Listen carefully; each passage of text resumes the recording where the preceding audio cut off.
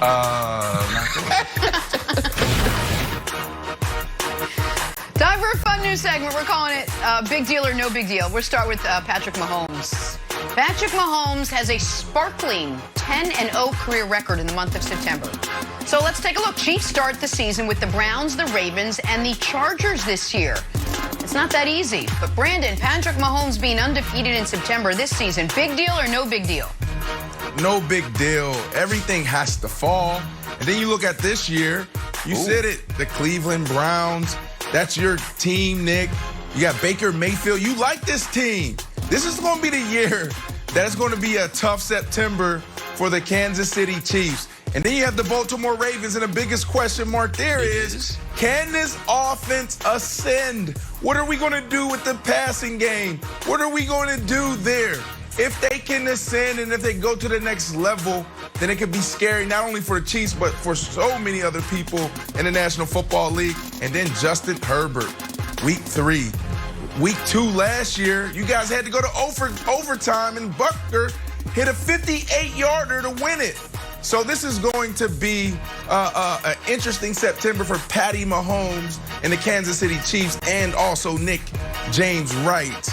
So this is no big deal. Yeah, it is going to be interesting because it is a big deal because the Chiefs are going to go undefeated in September once again. Like, what are we talking about here? How many times has Mahomes lost to Herbert? Never. How many times has he lost to Lamar? Never. How many times has he lost to Baker? I think maybe once in college. We got to look it up. Might have been an Oklahoma-Texas Tech game, but since then, never. Not as a pro. And it's not just the 10-0. It's the 32 touchdowns, 0 interceptions that really jump off the page at you.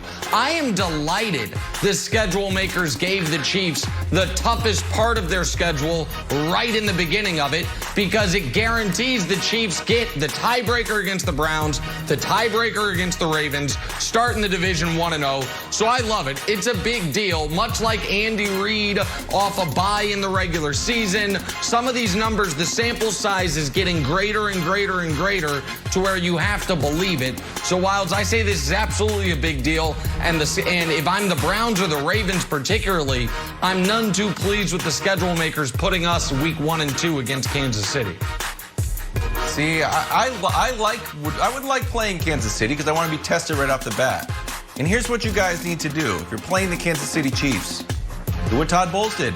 You got to attack and get to Patrick Mahomes because nobody did it last year. Last year, Browns, 1 sack, Patrick Mahomes. Ravens, 0 Chargers, just 1 sack. Week 17, Mahomes didn't play. So, guys, get to the quarterback. Clowney, hello, wake up, put on the Browns uniform, try to get to Patrick Mahomes. You guys can win the game.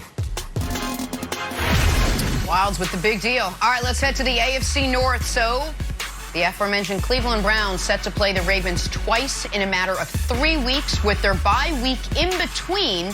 Meanwhile, Ravens have a meeting with the Steelers sandwiched in between the games against the Browns. I like sandwiches. Brandon, the Browns playing the Ravens twice with the bye in between. Big deal or no big deal? Oh, this is a huge deal, Jenna. I mean, you got to think about what happens during those bye weeks. This is a time where you can self-reflect. This is a time where you self-scout. So the things that you don't do well, that's what you're working on. You're studying other teams in those areas that do it at a high level. Also, you get extra time to prepare. In the National Football League, we're talking about most games being decided by 2 or 3 points. And now you're giving me a couple of extra days a week to actually get the job done. So this is a big deal when you look at divisional football, because now you're talking about games that really matter, and it's going to impact where you're at the end of the year. So this is a huge deal, Nick. Yeah, I totally agree. I don't think it's that big of a deal that they play twice in 3 weeks. That happens occasionally. The big deal is that between the games, the Browns get a week off, and the Ravens play what is always one of, if not the most physically brutalizing games of the NFL season, Ravens-Steelers. And so this is, let me give you a college football analogy. Alabama has been very smart every year right before the Iron Bowl, their game against Auburn, they always schedule Citadel or someone similar. That way they have an essential bye week where they can make sure they're getting healthy and not getting physically beat up before they face their rival.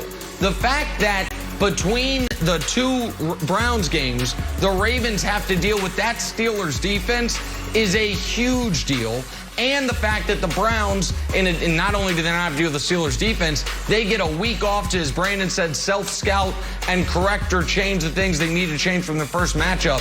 I think this is one of the most important scheduling quirks of the, of the schedule release from a couple nights ago. I think it puts the Browns in great position to do what I think they will do, which is win the AFC North and be the 2 seed this season. So I think this is a very big deal, Wilds. I totally agree with you. Here's the other little secret winner in this. The Packers, because the Ravens' full schedule is Browns, Steelers, Browns. Uh-oh, Aaron Rodgers. You think you're going to take a breath after playing Baker twice and Big Ben. Nope, here comes Aaron Rodgers. Or Jordan Love. We're not quite sure, but I assume it's going to be. There you go. I assume it's going to be Aaron Rodgers, but maybe Jordan Love. Well, that's a good assumption. Time for the weird and wonderful from yesterday. One of the top prospects in baseball, Jared Kelenic, making his MLB debut yesterday. His first at-bat spoiled by a pretty awesome catch. But it wasn't quite wonderful enough to make KW's list. What do you got for us? Fan almost screwed that up. Close. Right here, Udonis Haslem getting ejected from last night's Miami Heat game for this. Let's go. For this. A little awkward moment with Dwight Howard. A little sourpuss face exchange. A little choice words here and there. Boom. Go take a shower. Do you know what you had to do to go take a shower back in my day? And not just any day, but exactly 24 years to the day. May 14th, 1997. This, as you'll see right here, this was considered an awkward moment. P.J. Brown, Charlie Ward, Eastern Conference semis, Brutal. Knicks. Look at it. The I'm Knicks not even season. sure there's like a delay a game here, or if that's a thing in the NBA. I don't even think they took a timeout. I don't even know if this would have made the show. The show would have been packed. They would have been like, maybe we make this. Back in my day, Ruined the whole 24 season. years ago to the day, this was called a Wednesday. It just was. It was just like that. Maybe it did, and maybe the course of NBA history was changed.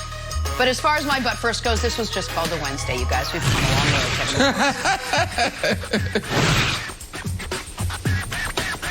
Big game for Giannis last night. 40 points, none bigger than this dunk in the fourth quarter. And look at Giannis.